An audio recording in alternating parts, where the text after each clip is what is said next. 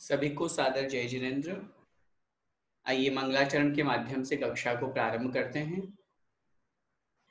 नमो अरिहन्ताणं नमो सिद्धाणं नमो आयर्याणं नमो उवज्झायाणं नमो लोय सव्साहूणम्। पंच परमिष्ठी भगवान की जय। द्वादशांग जिनवाणी माता की जय। संत शिरोमणि आचार्य भगवंत एक्सपर्ट श्री विद्यासागर जी महाराज की जय। परम पूज्य गुरुदेव मुनि पुंगव श्री एक्सपर्ट सुधा सागर जी महाराज की जय। आचार्य भगवंत मानतुंग स्वामी महाराज की जय। भक्तामृत स्तोत्र महापाठ की जय। आचार्य मानतुंग स्वामी महाराज द्वारा रचित भक्ति और स्तुति का एक अनुपम काव्य, एक अनुपम स्तोत्र जो भक्तामृत है, भक्तामृत स्तोत्र है, उसे हम सभी पढ़ रहे हैं और उसके एक एक शब्द को हम बहुत अच्छी तरह से समझ रहे हैं। अब तक की कक्षा में हमने 45 श्लोक पढ़ लिए हैं और एक एक काव्य के माध्यम से हमने भगवान जिनेंद्र देव के और समीप होने का भाव रखा है। कल की कक्षा में जो श्लोक क्रमांक 44 और 45 पढ़ा था हमने, आइए एक बार उसका हम रिवीजन करते हैं, फिर उसके पश्चात हम आगे बढ़ेंगे। अपनी अपनी जिनवाणी में श्लोक नंबर 44 निकाल लीजिए, 44। एक साथ उच्चारण करेंगे। अम्भो निधौ क्षोभित भीषण नक्र चक्र पाठीन पीठ भय दोलवण वाग्नो रंग तरंग शिखर स्थित यान त्रासं विहाय भवतः स्मरणाद् व्रजन्ति। क्या वर्णन चल रहा है यहाँ पर? अनेक प्रकार के जो आपत्ति विपत्तियां हैं, संकट हैं, उनसे दूर होने की बात की जा रही है और इसीलिए इस श्लोक में उस स्थान का वर्णन है जहां पर समुद्र के बीच में बिल्कुल लहरों के अग्रभाग पर जहाज है। उस जहाज के जिसके बचने की संभावना बिल्कुल भी नहीं है, जो डूबने वाला है, ऐसा उस जहाज में स्थित मनुष्य भी भगवान अगर आपका नाम स्मरण करते हैं तो निश्चित रूप से वो अगले पार पहुंच जाते हैं। देखिए, अम्भो निधौ अर्थात समुद्र में, जो कि कैसा है समुद्र? क्षुभित भीषण नक्र चक्र। क्षुभित माने क्षोभ को प्राप्त हुए, भीषण माने भयंकर, भयंकर क्रोध को प्राप्त हुए। नक्र चक्र, नक्र का मतलब मगरमच्छ और चक्र का मतलब समूह।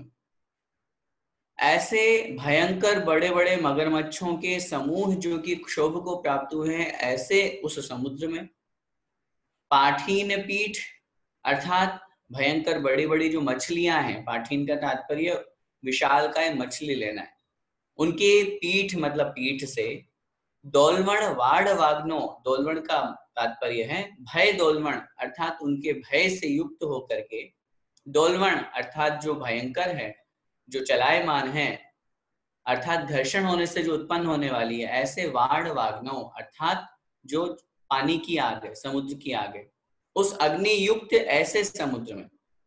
क्योंकि जब कोई भी दो पदार्थ घर्षण करते हैं तो उससे अग्नि उत्पन्न होती है। जैसे सामान्य से हम भी देखते हैं, हम अगर अपने दोनों हाथों का घर्षण करेंगे तो हमारे हाथों में हीट आ जाती है ना। तो ये एक प्राकृतिक नियम होता है। अब जब बड़ी बड़ी कोई वस्तु अगर टकरा रही है तो उनके टकराने से वहां पर क्या हुआ? अग्नि उत्पन्न हुई। तो वो अग्नि इतनी अधिक उत्पन्न हुई कि वो एक उस समुद्र की अग्नि का रूप ले लेती है, जिसको शास्त्रों में नाम दिया है बड़वाग्नि अथवा बड़वानल। ठीक है, ऐसे उस समुद्र में रंग तरंग, रंग माने चित्र विचित्र, जो तरंग माने लहरें हैं उन लहरों के शिखर स्थित, उन लहरों के अग्रभाग पर स्थित। लहर उठी भयंकर बड़ी और बिल्कुल उसके अग्रभाग पे, मतलब बिल्कुल टॉप पॉइंट पे, शिखर का मतलब टॉप पॉइंट, उसके अग्रभाग पर स्थित यान अर्थात जो जहाज है, और उस जहाज में जो पात्र मतलब मनुष्य बैठे हुए, उस उन लहरों के, ऐसे उस भयंकर समुद्र के जो रंग बिरंगी चित्र विचित्र बड़ी बड़ी जो लहरें हैं, उन लहरों के अग्रभाग पर जो यान में स्थित मनुष्य हैं, वे भी त्रासम विहाय, त्रासम का तात्पर्य है दुख को, भय को, विहाय माने छोड़ करके, भगवान उस दुख और भय को छोड़ करके, भवतः स्मरणात्, आपका स्मरण करने से, आपके नाम का स्मरण करने से वे क्या कर लेते हैं, व्रजंती मतलब आगे बढ़ जाते हैं, चले जाते हैं, आगे पहुंच जाते हैं। कहने का तात्पर्य यह है, उन्हें उस समुद्र से पार होने में कोई नहीं रोक सकता, उन्हें उस समुद्र का भय, समुद्र में डूबने का भय, समुद्र में मृत्यु हो जाने का भय किंचित मात्र भी नहीं सताता। और आपके नाम स्मरण का इतना अतिशय है, इतना प्रभाव है कि वे उस स्थिति को भी सहन करते हुए आगे बढ़ जाते हैं और उस समुद्र को पार कर लेते हैं। ये भगवान के नाम स्मरण का बहुत बड़ा अतिशय है और ये वास्तविकता भी है। अगर हम दृढ़ श्रद्धा और विश्वास करते हैं तो हमारे साथ कभी भी किसी भी जल यात्रा में, क्योंकि यहाँ पर जल यात्रा का विशेष रूप से वर्णन है, लेकिन फिर भी मैंने आपको कहा था कि मात्र जल यात्रा से ही यहाँ पर नहीं लगाना, किसी भी यात्रा में, चाहे हम हवाई जहाज से यात्रा कर रहे हो, चाहे ट्रेन से जा रहे हो, चाहे बस से, चाहे कार से, चाहे पैदल, कैसे भी हम जा रहे हो, अगर हमारे मन में भगवान की भक्ति है और ये श्लोक अगर हम बार बार चिंतन करते हैं तो हम सभी विकल्पों से दूर अवश्य होते हैं। और अगर इतना नहीं कर सकते तो कम से कम जब भी अपनी यात्रा प्रारंभ करें, कहीं भी जाने से पहले, तो अपने मन में कम से कम 3 बार नमोकार मंत्र और ये श्लोक अपने मन में बोल करके अपने इष्ट भगवान का स्मरण करें और उनसे बस एक ही प्रार्थना करें, मैं जिस लक्ष्य को लेकर के जा रहा हूँ मेरी यात्रा निर्विघ्न संपन्न हो भगवान, ऐसा मैं आपसे प्रार्थना करता हूँ। ऐसा आगे देखिए, एक साथ बोलेंगे।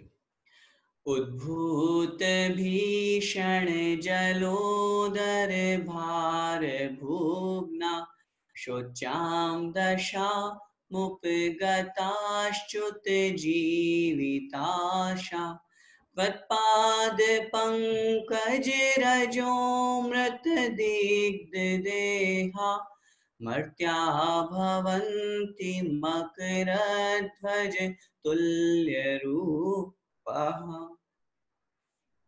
इस श्लोक में आचार्य भगवंत उस महान विभूति को प्रकट कर रहे हैं, भगवान जिनेंद्र देव की भक्ति पूजा और गंधोदक का उस महात्म्य को प्रकट कर रहे हैं, जिसके प्रभाव से इस संसार में अनेकों अनेकों प्राणियों ने भगवान के उस चरणामृत को ग्रहण करके और अपने आप को स्वस्थ किया है। देखिए, उद्भूत माने प्रकट हो गया है, उत्पन्न हो गया है, भीषण अर्थात भयंकर, भार भुगना, जलोदर शब्द का प्रयोग किया, जलोदर अर्थात जलोदर रोग, पेट में जो पानी भर जाता है उस रोग का नाम है जलोदर। उत्पन्न हो गया है भयंकर जलोदर रोग, उससे क्या हुआ, आगे कह रहे हैं भार भुगना, उसके भार से जो झुक गया है, जिस व्यक्ति के पेट में पानी भर जाता है तो उस रोग के कारण से वो झुक करके चलने लगता है, इस कारण से जो भार भुगना अर्थात उसके भार से जो झुक गया है। शोच्याम दशाम उपगताश्च्युत जीविताशा, शोच्याम दशाम उपगतः, शोच्याम दशा अर्थात शोचनीय दशा को, विचारणीय दशा को, उपगतः मतलब जो प्राप्त हो चुका है, अर्थात उसकी स्थिति इतनी विचित्र हो गई है कि सामने वाले को विचार करना पड़ रहा है।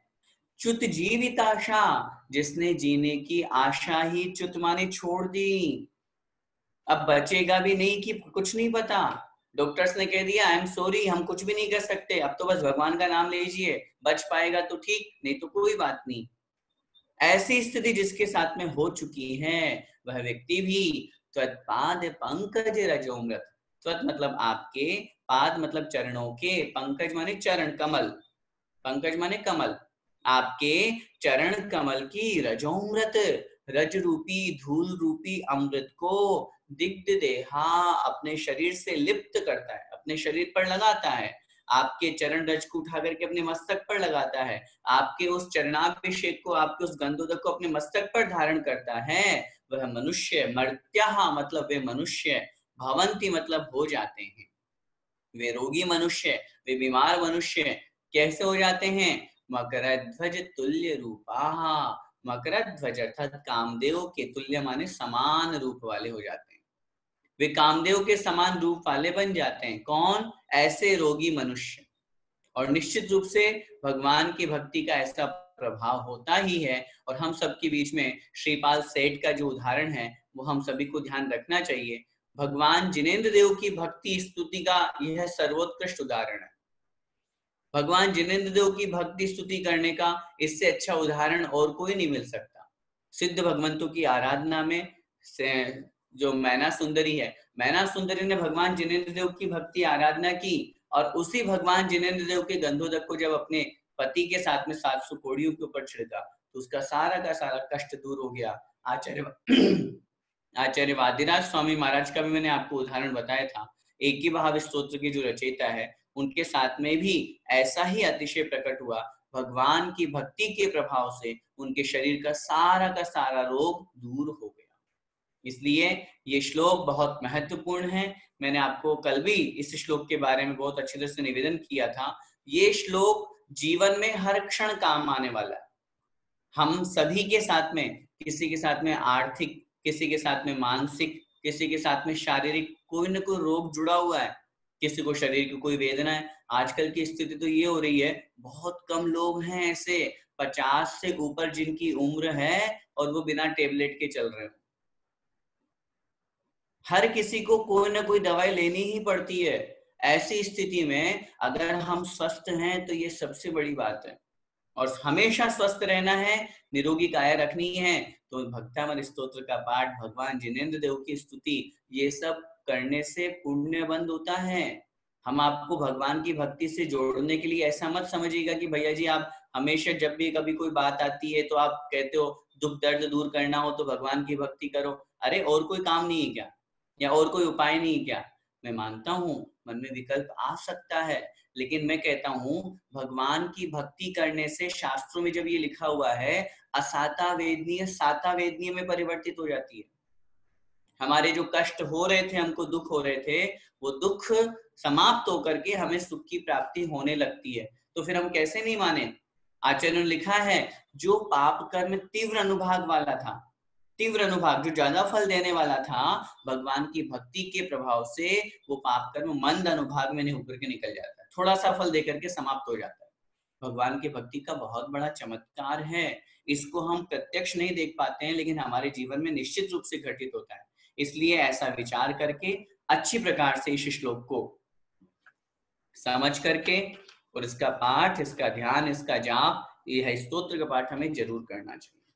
यहां तक हमारा हो गया था। आइए अगला श्लोक देखते हैं, श्लोक नंबर 46। एक एक शब्द का बहुत अच्छे से उच्चारण करके फिर हम अर्थ समझेंगे। बोलिए। आपाद, आपाद कंठ, आपाद कंठ, मुरु श्रंखल, मुरु श्रंखल, वेष्टितांगा। आपाद कंठ मुरु श्रंखल वेष्टितांगा। गाढ़म, गाढ़म वृहन निगड़, वृहन निगड़ कोटि निघृष्ट जंघा, निघृष्ट जंघा। गाढ़म वृहन निगड़ कोटि निघृष्ट जंघा। त्वन्नाम, त्वन्नाम मंत्र मनिषम, त्वन्नाम मंत्र मनिषम मनुजाः स्मरन्तः, मनुजाः स्मरन्तः सद्यः स्वयं, सद्यः स्वयं विगत बंध, विगत बंध भया भवन्ति, विगत बंध भया भवन्ति ठीक है, अब एक एक लाइन को ध्यान से सुनकर के रिपीट करेंगे। आपाद कंठ मुरु शंखल वेष्टितांगा गाढ़ं बृहन्निगढ़ कोटि निघृष्ट जंघा त्वन्नाम मंत्र मनीषं मनुजा स्मरन्तः सद्यः स्वयं विगत बंध भया भवन्ति। ये 46वें नंबर का जो श्लोक है ये बहुत महत्वपूर्ण है, और इसके महत्वपूर्ण होने का सबसे बड़ा कारण है, ध्यान से सुनिएगा, इस श्लोक में जो वर्णन किया है वो वर्णन उस प्रकार का है जो स्थिति आचार्य मानतुंग स्वामी महाराज की थी। अब तक जो वर्णन किया गया उसमें तो संसार की अलग अलग अवस्थाओं का वर्णन था कि भगवान कभी अग्नि का भय लगे, कभी शेर का, कभी सर्प का, कभी सामने से भयंकर हाथी का, कभी जंगल में अग्नि लग गई, कभी जहाज का, कुछ भी। लेकिन यहाँ जो वर्णन किया जा रहा है कि भगवान अगर किसी को बंधन में बांध दिया जाए, बड़ी बड़ी सांकलों से जिसको जकड़ दिया जाए, पैरों से लेकर के और ऊपर मस्तक तक जिसको बांध करके और कोठरी में डाल दिया जाए, बंधन में डाल दिया जाए, वो भी व्यक्ति अगर आपकी भक्ति और स्तुति करता है तो वह आपके नाम का मंत्र का नाम जपने से, आपके नाम रूपी मंत्र को जपने से वह भी बंध से मुक्त हो जाता है।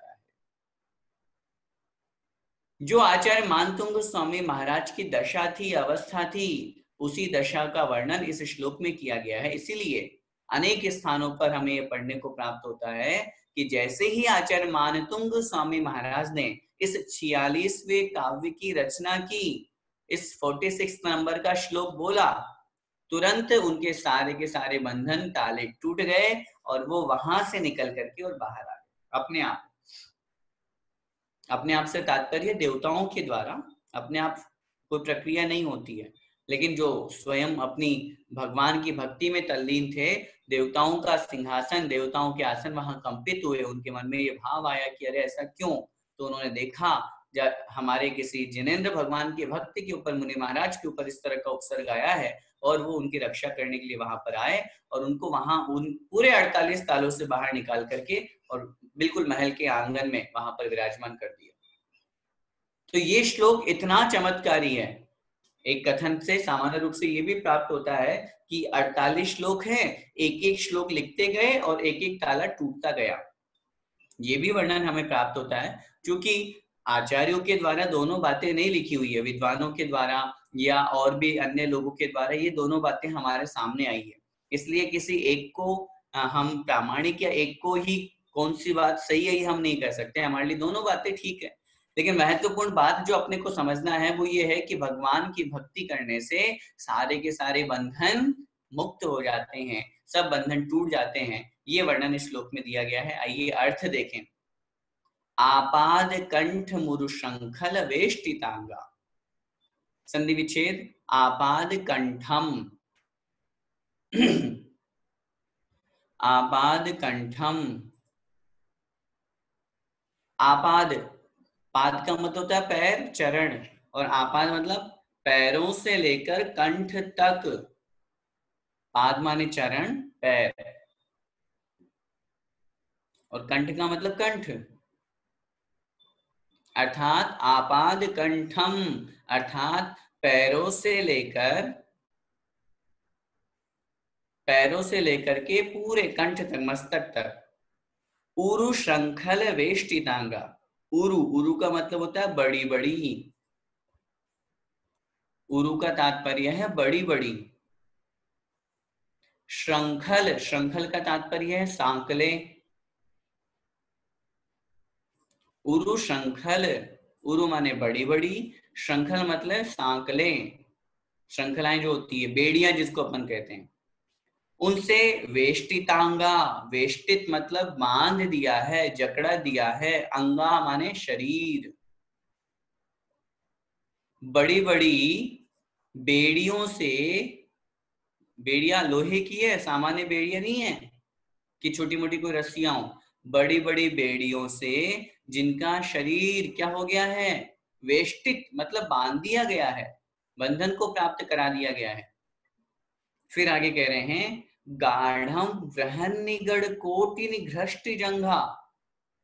गाढ़म, गाढ़म का तात्पर्य अत्यधिक, बहुत ज्यादा, कस करके। बृहत, बृहत मतलब बड़ी बड़ी, निगड़, निगड़ का मतलब होता है बेड़ियां, लोहे की बेड़ियां। गाढ़म माने गाढ़ा मतलब बहुत टाइट, बृहत, बृहत माने बड़ी बड़ी। आगे कह रहे हैं निगड़, निगड़ का तात्पर्य है लोहे की बेड़ियां। उन लोहे की बेड़ियों के कोटि निघ्रष्ट जंघा, कोटि, कोटि का मतलब होता है अग्रभाग, आगे का हिस्सा, उन बेड़ियों के आगे का हिस्सा, मतलब बेड़ियां बंधी हुई है। अब क्या कहना चाह रहे हैं, थोड़ा थोड़ा सा समझ लें। गाढ़ा मतलब बहुत गाढ़ी बंधी हुई है, गाढ़ी बंधने मतलब अत्यधिक टाइट, बहुत ज्यादा टाइट बनने से क्या हुआ, वृहद निगड़ अर्थात बहुत अधिक, जो वो टाइट बंधने से निगड़ कोटि, उन बेड़ियों का जो अग्रभाग है उससे क्या हो गया, निघ्रष्ट जंघा, निघ्रष्ट माने छिल गई है, जंघा मतलब जंघाएं जिनकी, उन बेड़ियों के अग्रभाग से जिनकी जंघाएं छिल गई हैं, इतना भयंकर बांधा गया उन बेड़ियों, उन बेड़ियों से उनको। अब थोड़ा सा समझिए इस बात को, कहने का तात्पर्य ये है ऊपर से नीचे तक पूरा का पूरा शरीर जो है वो बेड़ियों से बंधा हुआ है, ठीक है। वो जो बेड़ियां हैं वो किसकी बेड़ियां हैं, वो लोहे की बेड़ियां हैं। और उस लोहे की बेड़ियों की भी विशेषता बतलाई है, गाढ़म बृहत मतलब बहुत गाढ़ा गाढ़ा, बहुत टाइट जिसको बांधा गया है, जिससे सामने वाले को इतना कष्ट हो रहा है कि वो हिलडुल भी नहीं सकता। जिससे अगला शब्द का प्रयोग कर रहे हैं कोटि निघ्रष्ट जंघा, निगड़ का तात्पर्य लोहे की बेड़ी और कोटि का तात्पर्य तो उसका अग्रभाग, बिल्कुल जहां से बेड़ी बंधी हुई है उससे निघ्रष्ट जंघा, जिनकी जंघाएं छिल गई हैं, जिनका शरीर छिल गया है, जिनके शरीर में कष्ट उत्पन्न हो रहा है, खून निकल रहा है, ऐसी स्थिति जिसकी हो रही है। त्वन्नाम मंत्र मनिशम, संधि विच्छेद, त्वन्नाम मंत्रम अनिशम, त्वन्नाम मतलब आपका नाम, मंत्रम मंत्र को, आपके नाम रूपी मंत्र को, मनुजाहा अर्थात जो मनुष्य हैं, जो भक्त हैं, स्मरंत है अर्थात स्मरण करते हैं। ऐसी स्थिति होने पर भी हे भगवान, जो आपके नाम रूपी मंत्र का स्मरण करते हैं, आपके नाम रूपी मंत्र का जाप करते हैं, क्या हो जाते हैं, सद्यः माने शीघ्र ही, सद्यः मतलब शीघ्र ही।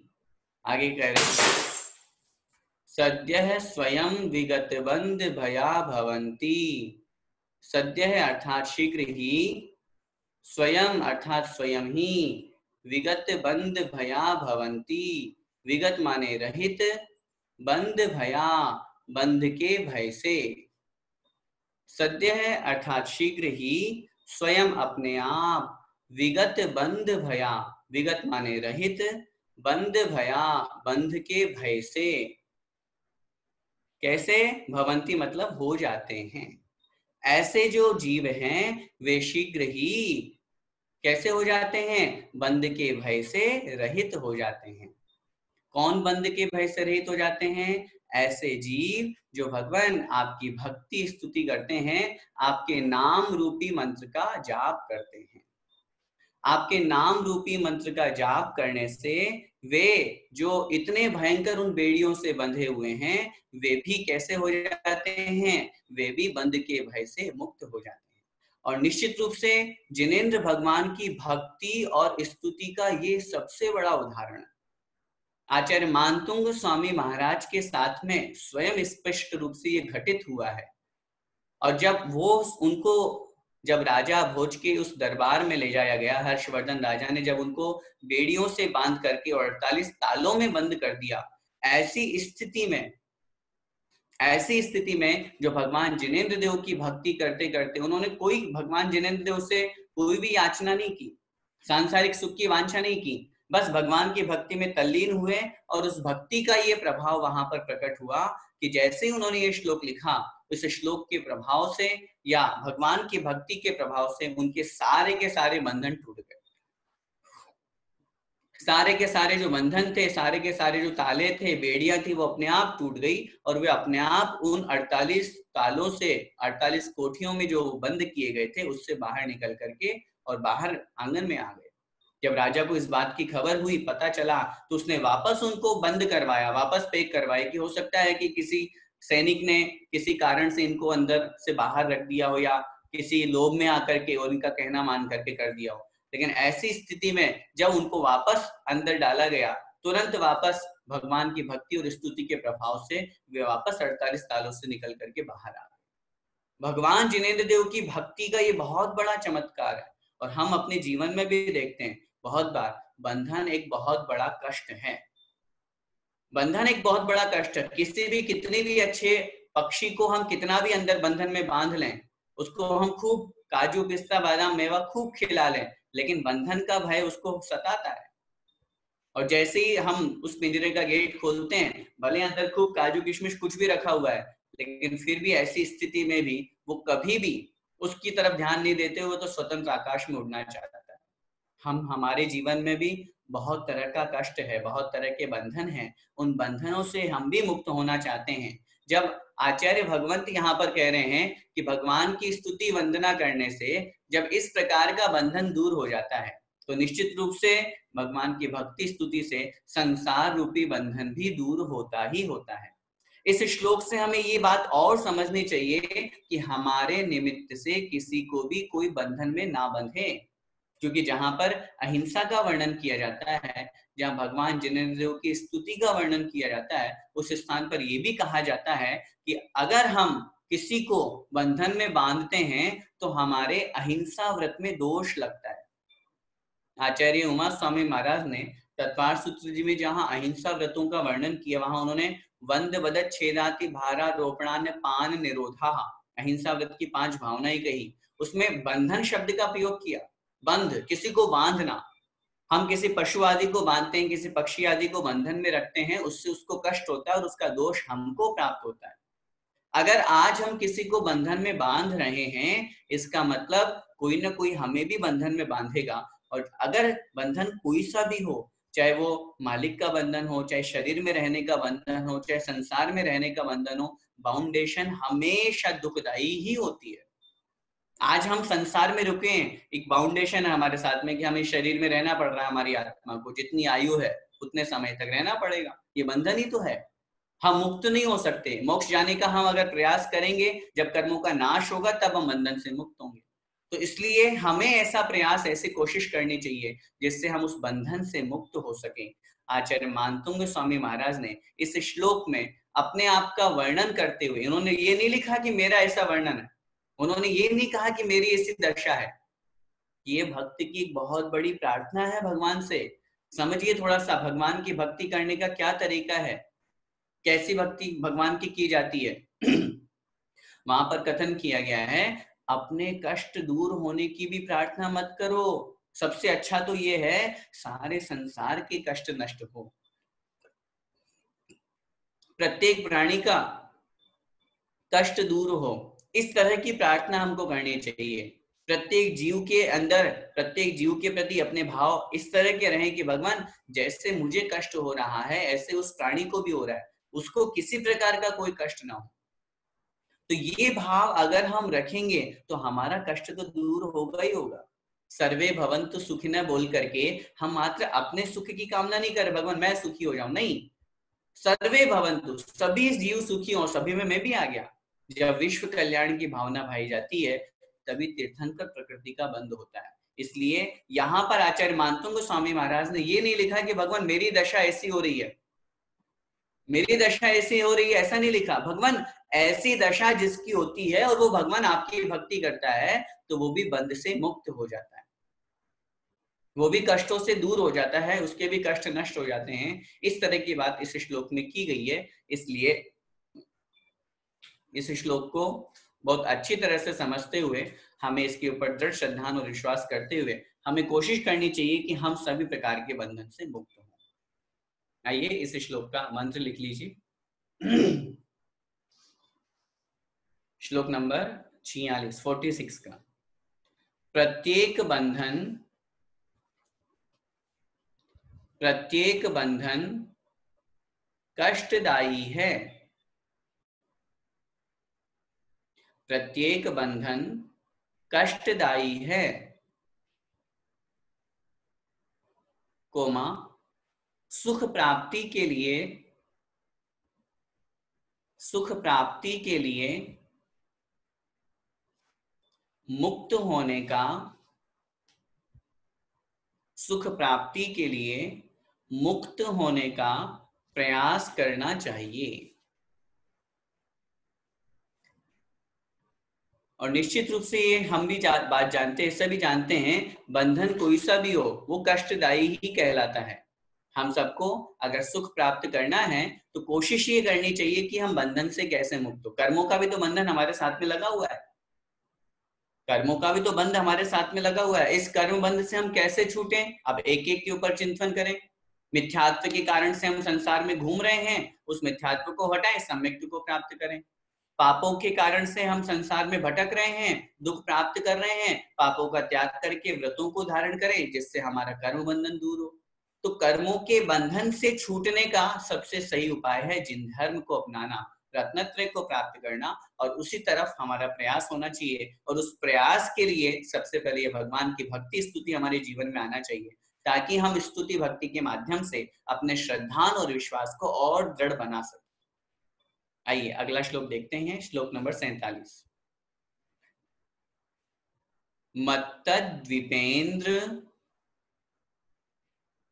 मत्तद्विपेन्द्र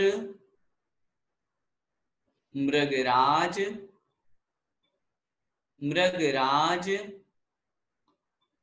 दवान लाही।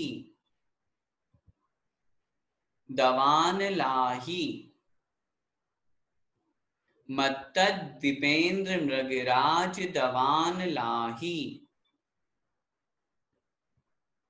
संग्राम वारिधि महोदर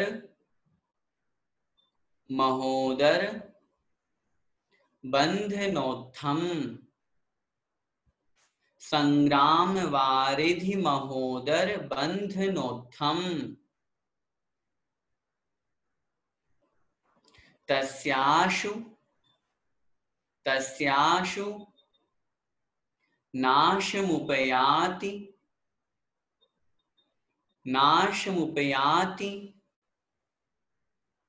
भयं भीएव। तस्याशु नाशमुपयाति भयं भीएव। यस्तावकं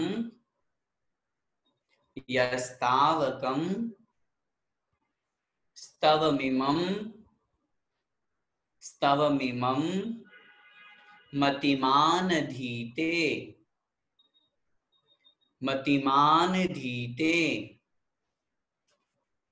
अब एक एक लाइन को ध्यान से सुन के उच्चारण करेंगे। मत्तद्विपेन्द्र मृगराज दवान लाही। बोलिए, मत्तद्विपेन्द्र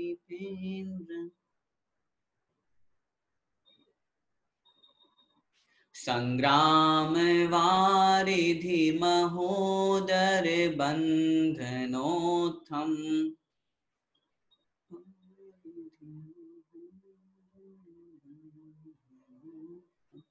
तस्याशु नाशमुपयाति भयं भीएव।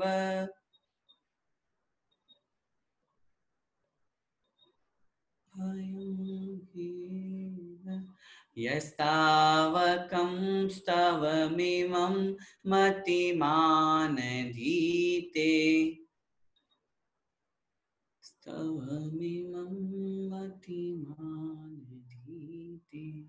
एक साथ बोलेंगे। मत्तद्विपेन्द्र मृगराज दवान लाहि संग्राम वारिधि महोदर बंधनोत्थम तस्याशुनाशमुपयाति भयं भियेव यस्तावकं स्तवमिमं मतिमानधीते। अब इस श्लोक पे क्या बताया जा रहा है? इस श्लोक में जो 37वें नंबर के श्लोक से लेकर के 46वें नंबर के श्लोक तक जो वर्णन किया, जो अलग अलग प्रकार से जो भगवान आपकी भक्ति स्तुति के माध्यम से अलग अलग प्रकार के जो भय हैं, जो कष्ट हैं, जो भगवान आपके प्रभाव से वो सारे के सारी आपत्तियां विपत्तियां दूर हो जाती है, नष्ट हो जाती है। इस श्लोक में उन 8 प्रकार के, मुख्य रूप से उन 8 प्रकार के भयों को, 8 प्रकार के जो कष्ट हमने वर्णन पिछले श्लोकों में किए हैं, उन सबको इकट्ठा एक साथ यहाँ पर कथन कर रहे हैं। इंडिविजुअल एक एक का तो वर्णन कर ही दिया कि भगवान अगर भयंकर आग लगी हो तो वो आग भी, उसमें से भी वह व्यक्ति निकल जाता है और वह आपका नाम जो है वो एक जल का कार्य करता है। भयंकर से भयंकर समुद्र जिसमें मगरमच्छ घूम रहे हैं, उसमें भी अगर जहाज भटक जाता है तो भी आपके नाम का स्मरण करने से जहाज परले पार हो जाता है। अलग अलग तो सारा वर्णन किया। इस श्लोक में उन सबका एक साथ वापस रिपीटेशन करते हुए, वापस वर्णन करते हुए भगवान की भक्ति में और दृढ़ करना चाह रहे हैं। और इस श्लोक को यहाँ देने का सबसे महत्वपूर्ण तात्पर्य यह है कि हमारे अंदर और विश्वास, दृढ़ श्रद्धा पैदा हो, कि ऐसा मत समझना कि ये सिर्फ हमने स्तोत्र बनाने के लिए लिख दिया। नहीं, ये सारे के सारे कष्ट, और यही कष्ट नहीं, इनके अलावा और जितने भी कष्ट हैं, वो सारे के सारे कष्ट भगवान की भक्ति स्तवन करने से सारे के सारे नष्ट हो जाते हैं। देखिए अर्थ एक एक का। मत्तद्विपेन्द्र, मत्त का तात्पर्य मदोन्मत्त। मत्त का तात्पर्य है मदग्रस्त, है ना, पागल, मदोन्मत्त। द्विपेन्द्र, द्विपेन्द्र का मतलब होता है हाथी। द्विपेन्द्र का अर्थ होता है हाथी। मत्तद्विपेन्द्र, मदोन्मत्त हाथी। आगे कह रहे हैं मृगराज। मृग माने पशु, पशुओं का राजा कौन होता है? सिंह अर्थात शेर। तो मृगराज का अर्थ हुआ सिंह या शेर। मत्तद्विपेन्द्र अर्थात मदोन्मत्त हाथी। मदोन्मत्त हाथी का वर्णन जो हम पहले पढ़ के आए हैं। फिर है मृगराज अर्थात शेर। फिर है दवानलाही, संधि विच्छेद, दवानल अही, दवानल अही। दवानल, दवानल का तात्पर्य है जंगल की आग, दावानल जिसको हम कहते हैं, वन की अग्नि। और फिर यहां निकलेगा अही, अही का मतलब होता है सर्प, सांप, सर्प। अर्थात पहली लाइन का क्या अर्थ हुआ? चार, चार का नाम यहाँ पर बताया गया। मत्तद्विपेन्द्र अर्थात मदोन्मत्त हाथी, मृगराज अर्थात शेर, दवानल अर्थात जंगल की आग, और अही, अही का तात्पर्य है सर्प अर्थात सांप। संग्राम, संग्राम का मतलब क्या होता है? युद्ध भूमि, युद्ध, युद्ध स्थान। हम बोलते हैं ना संग्राम छिड़ गया, तो युद्ध छिड़ गया। संग्राम का तात्पर्य है युद्ध। वारिधि, वारिधि का मतलब होता है समुद्र।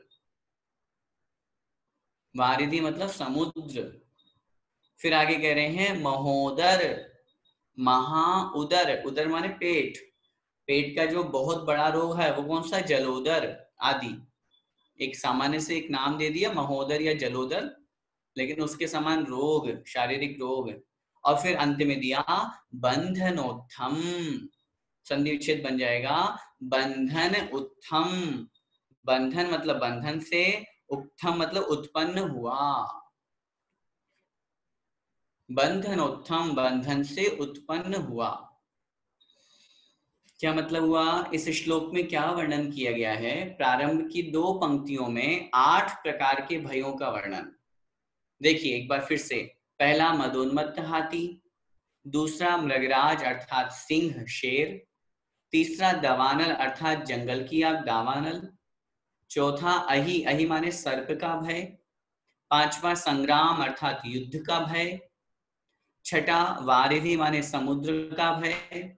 सातवां महोदर अर्थात जलोदर रोग आदि रोग का भय। और आठवां बंधन का भय। इनसे उत्थम अर्थात उत्पन्न जो भय है, नीचे एक शब्द दिया हुआ है भयम अर्थात भय, इनसे उत्पन्न भय। अगली पंक्ति का अर्थ देखिए, तस्यासु नाशमुपयाति भयम भीएव। तस्याशु संधि विच्छेद, तस्य आशु। तस्य, तस्य मतलब उसके, तस्य माने उसके, आशु माने शीघ्र ही। तस्य अर्थात उसके, आशु मतलब शीघ्र ही। नाशम उपयाति संधि विच्छेद, नाशम उपयाति। नाशम अर्थात विनाश को, नाशम अर्थात विनाश को, उपयाति मतलब प्राप्त हो जाता है। क्या प्राप्त हो जाता है विनाश को? भयम अर्थात भय। इन सबसे उत्पन्न जो भय है उसके शीघ्र ही नाश को प्राप्त हो जाता है। कैसे? एक उदाहरण दे रहे हैं, भीएव। संधि विच्छेद जब करेंगे तो इसका अर्थ निकलेगा भिया इव। भीएव, भिया इव, भिया, भिया का मतलब डर, इव मतलब समान, डर के समान। क्या मतलब?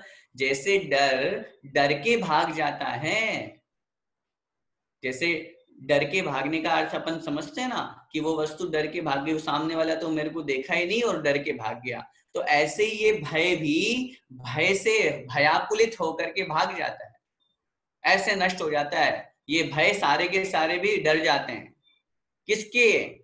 जो यस्तावकम स्तवमिमं मतिमान धीते। संधि विच्छेद, यह, यस्तावकम है ना, यह आधा से विसर्ग में चेंज हो जाएगा, यह तावकम, यह मतलब जो, तावकम मतलब आपका,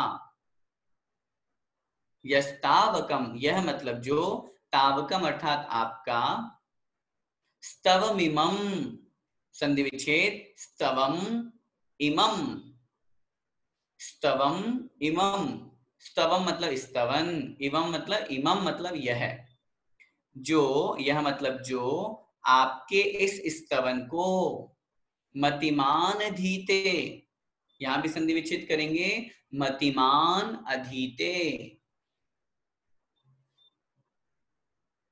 मतिमान अधीते, मतिमान, मतिमान का मतलब बुद्धिमान, जो बुद्धिमान, अधीते मतलब पढ़ता है, जो बुद्धिमान आपके इस स्तवन को पढ़ता है उसके ये सारे के सारे जो भय हैं ये भी डर करके नाशम उपयाति, विनाश को प्राप्त हो जाते हैं। समझ में आए श्लोक? क्या वर्णन चल रहा है? अब तक जितने भी भय बताए उन सभी भयों को यहाँ पर संक्षेप में नाम लेकर के और वापस पुनः कथन कर रहे हैं। वापस पुनः कथन करने का तात्पर्य ऐसा मत समझिएगा कि वापस दोबारा रिपीट क्यों किया। बड़े बड़े आचार्यों ने क्या लिखा, बड़े बड़े ऋषिराज, मुनि महाराज, योद्धा भी अगर बार बार वर्णन न किया जाए तो अपनी भक्ति से स्खलित हो जाते हैं।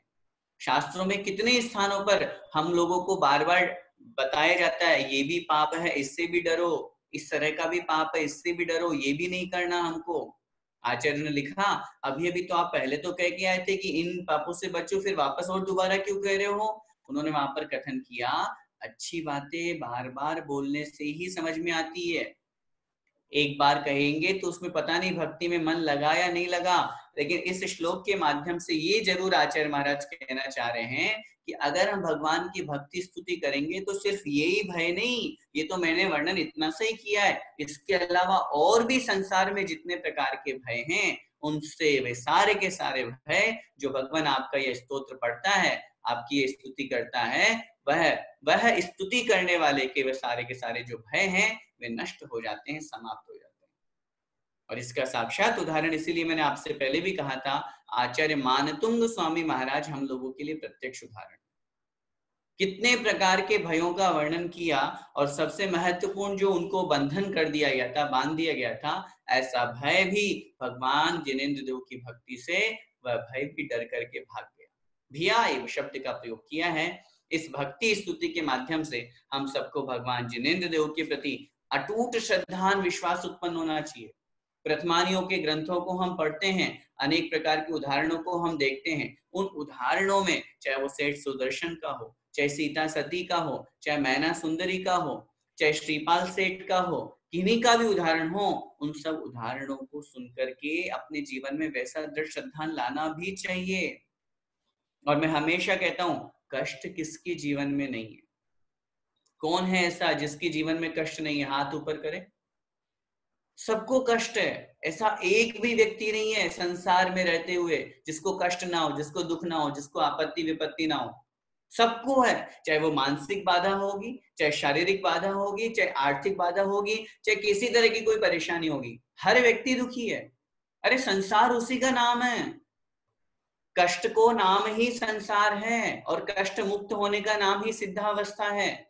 अगर संसार में सुख मिल जाए, हम सोचते हैं धन संपत्ति, रुपया पैसा, खूब जमीन जायदाद हमारी हो जाए, हम सुखी हो जाएंगे, ये हमारी बहुत बड़ी गलत धारणा है। हम किस वस्तु के पीछे भाग रहे हैं, वो सुख प्रदान करने वाली नहीं है। वास्तविक सुख तो जो है वो आत्मिक सुख है, आत्मा का सुख है, जो इन सब कष्टों बंधनों से मुक्त होकर के स्वतंत्र होने का सुख है। अभी तो हम सब बंधन में बंधे हुए हैं। अब आप बोलेंगे कहाँ बंधन में, हम तो मर्जी आई जहां घूमते हैं। भले ठीक है, हम अपनी मर्जी आई जहां घूमते हैं, लेकिन घूम तो संसार में रहे हैं। इस शरीर का बंधन तो बंधा हुआ है, कहीं भी किसी भी पर्याय में जाएंगे शरीर के अंदर रहना पड़ेगा। हमारी आत्मा का स्वभाव बंधन में रहना नहीं है, हमारी आत्मा का स्वभाव स्वतंत्र है। उस सिद्धावस्था में विराजमान जो सिद्ध भगवान है, उनके समान मेरी आत्मा का स्वभाव है, लेकिन अभी मैं विभाव में घूम रहा हूं, अभी संसार में परिभ्रमण कर रहा हूं। और इसीलिए मैं भगवान यही चाहता हूं, मैं सब प्रकार के बंधन से मुक्त हूं, सब प्रकार के भयों से मुक्त हूं।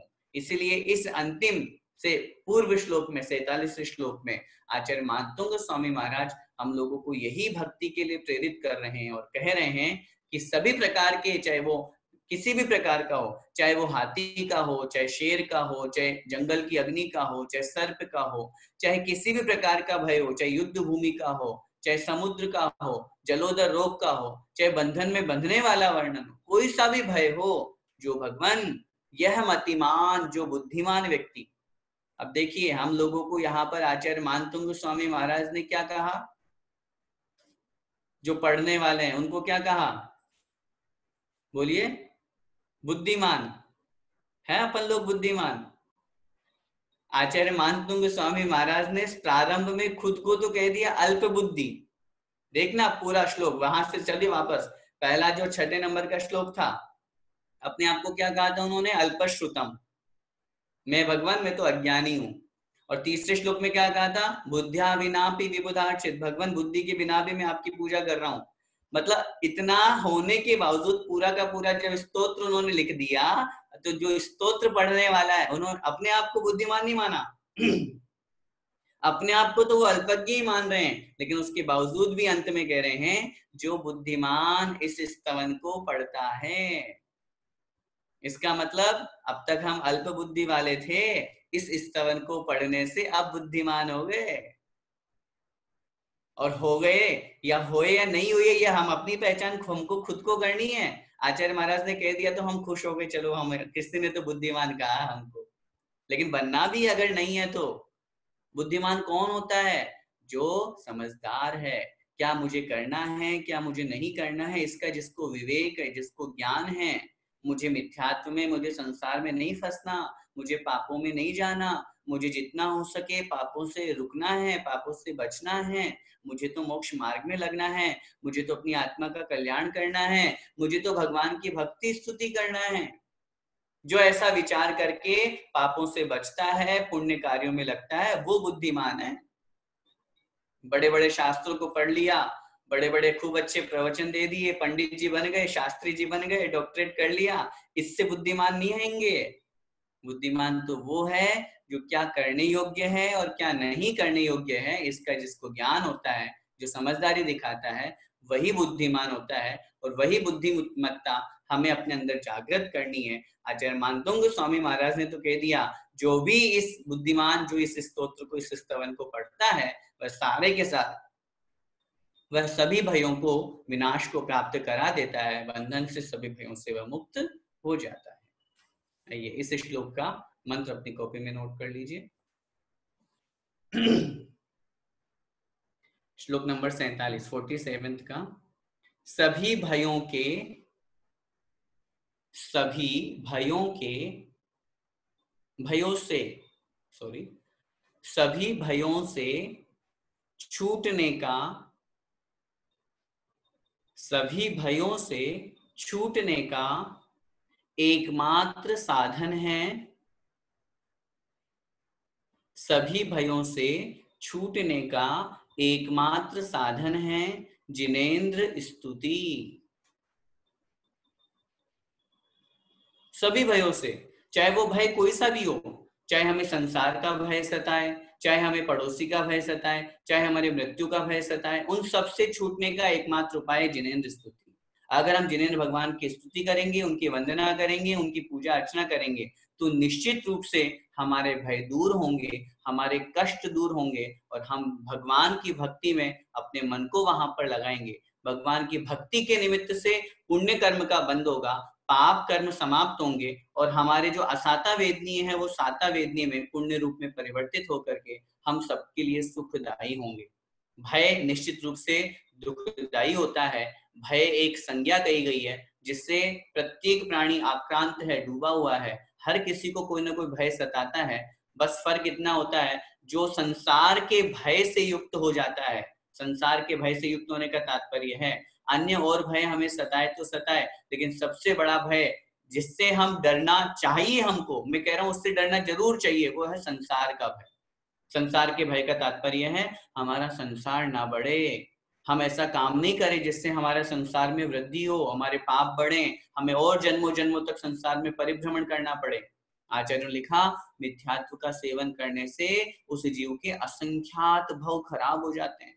कब सुधरेगा? ये मनुष्य पर्याय मिली है उसको, इस मनुष्य पर्याय में अगर उसने सम्यक्त्व को धारण करके संयम धारण कर लिया तो निश्चित रूप से उसकी आत्मा का कल्याण हो ही जाएगा। इसलिए अन्य किसी से डरो या नहीं डरो, लेकिन संसार से जरूर डरना है। संसार से डरना भी भगवान की भक्ति स्तुति में और धर्म मार्ग पर लगने में साधन और साधक हुआ करता है।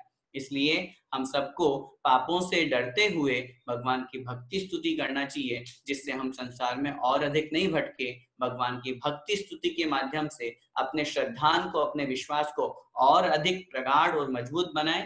ऐसा हम सभी प्रयास करें। इसी मंगलमय भावना के साथ बोले पंच परमेष्ठी भगवान की जय। आचार्य मानतुंग स्वामी महाराज की जय। भक्तामर स्तोत्र महापाठ की जय। जय जिनेंद्र।